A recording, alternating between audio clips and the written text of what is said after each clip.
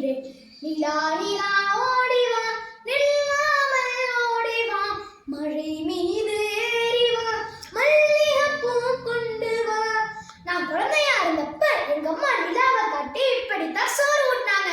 நான் மட்டுமல்ல, இங்க இருக்கிற ஒவ்வொருத்தவங்களுக்கும் அவங்க அம்மா நிலாவை காட்டி இப்படித்தான் சோறு ஊட்டிருப்பாங்க. ஆனா நம்ம கடுத்து பறக்க போற குழந்தைங்களுக்கு சோறு ஊட்ட, சுட்டி காட்ட அந்த நிலா இருக்குமா என்பது சந்தேகம்தான். என்னடா இவ பூமியை பத்தி பேச சொன்னா நிலாவை பத்தி பேசுறானேன்னு தோணுதா? நிலா என்பது பூமியின் துணைக்கோள் தான். நம் அன்னை பூமியின் அருமை குழந்தை தானே அந்த நிலா. பூமியின் தாய்ப்பாலில் தானே தவழ்கிறது அந்த நிலா. அம்மாவுக்கு ஒரு ஆபத்து என்றால் அது பிள்ளைக்கும் பொருந்தும் தானே. பூமி இல்லை என்றால் நிலா இல்லை, இந்த பிரபஞ்சமும் இல்லை. நிலா மட்டுமல்ல, இதோ நாம் உட்கார்ந்து விளையாடுகின்ற இந்த நிலம், நாம் அமர்ந்திருக்கிற இந்த மரங்கள், நம்ம சுவாசிக்கிற காற்று, குடிக்கிற தண்ணி என்று வருங்காலத்துல எதுவுமே என் தம்பி தங்கைகளுக்கு கிடைக்குமா என்பது சந்தேகம்தான்.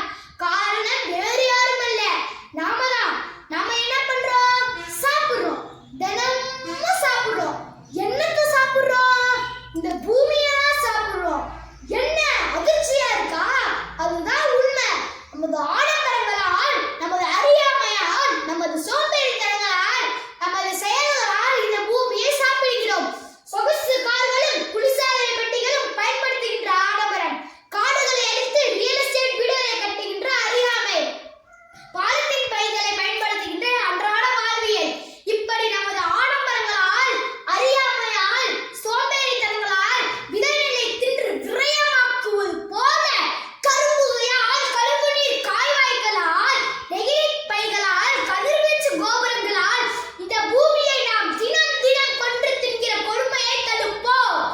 எதிர்கால சந்ததிகளுக்கு பூமியையும் சந்திரனையும் பத்திரப்படுத்தி வைத்து இந்த பிரபஞ்சத்தை காப்போம். தூய மழைநீர், அது இயற்கை நமக்கு அளித்த சீர். பால் படாத நிலம், அதுவே நமக்கு பலம். இயற்கை நமக்கு அளித்த காற்று, அதை தூய்மையாக வைத்து நீயும் போற்று. ஓசோன் படலம், அது முழுதும் ஓட்டையாலும் அனைவரும் மாவும் சடலம். ஓசோன் படலம், அது நம்மை காக்கும் கர்ணனின் கவச குண்டலம். மனிதா